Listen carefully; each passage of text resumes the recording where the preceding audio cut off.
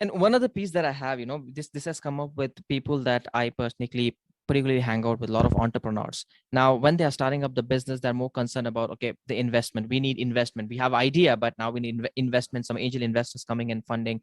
But when do you think is investment right for an organization versus once for a startup that just go for it, man, rather than looking for an investment? See, it's the tragedy about all the entrepreneur porn you watch on TV, which is, Shark Tank and things like that. I mean, because what it does is basically make it seem like the only thing that's important about being an entrepreneur is pitching your idea and getting someone to give you money. And in fact, that's rule number one is don't run out of money, but it's a tiny, tiny piece of what you actually do. And quite frankly, there's a time for it. And the time is not the idea phase.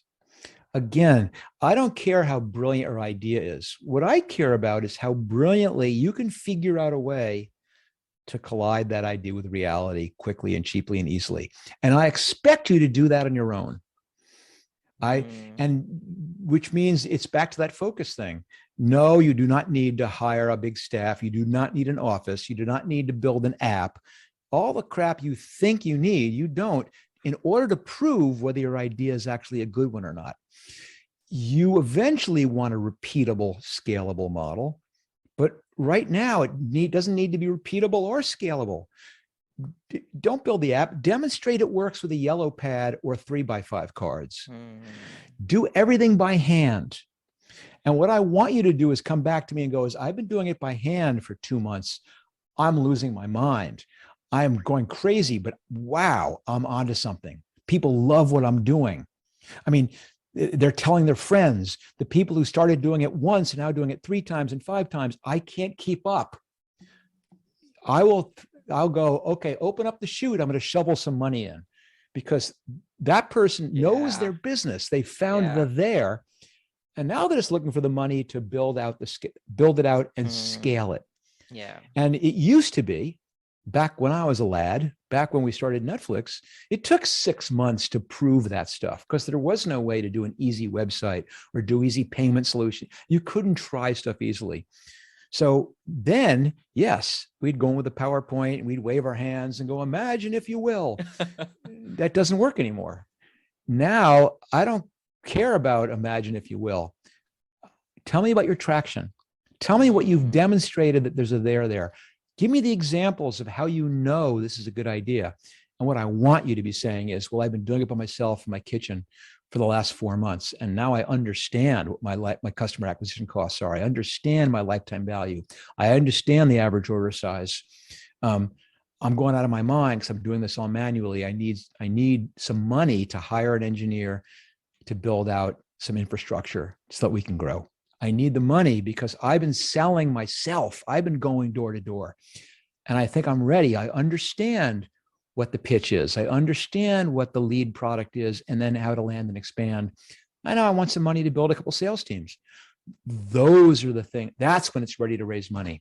The reality is, when you go to someone and ask them for money, they may tell you, oh, shall we believe in your business, in your vision?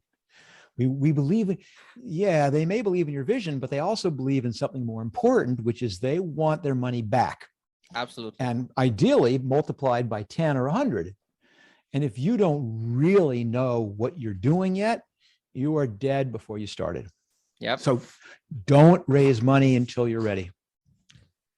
Wow. I mean, this was something which has come to me today. This is something that I've learned personally, and I'm sure this will benefit a lot of listeners that are listening to us, because now here, instead of we just thinking, at the moment you think about an idea, you think about, how can you raise money to basically grow it?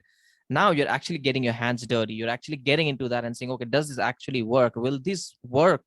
And does this have the kind of thing that I think the market actually needs this or not in the first place? And then once you think a little bit, that this is working, is when you can actually ask to scale. Yeah, it's interesting on my podcast. It's not like yours. I don't speak with people who've done it before, because you do that better than I could ever do it. What my podcast is actually mentoring early stage people. And the reason I bring that up is because it's really easy for me to say things like, just figure out a way to collide your idea. And everyone goes, well, I get it conceptually, but how?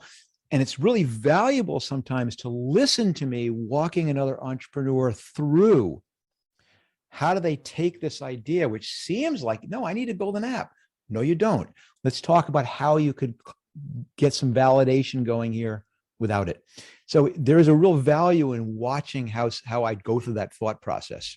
So Yeah. I don't want people to think it's as simple as going, it's not True. simple. It's a tricky skill, but I will not back away from say it's one of the most important skills that you can as an entrepreneur develop. Hmm.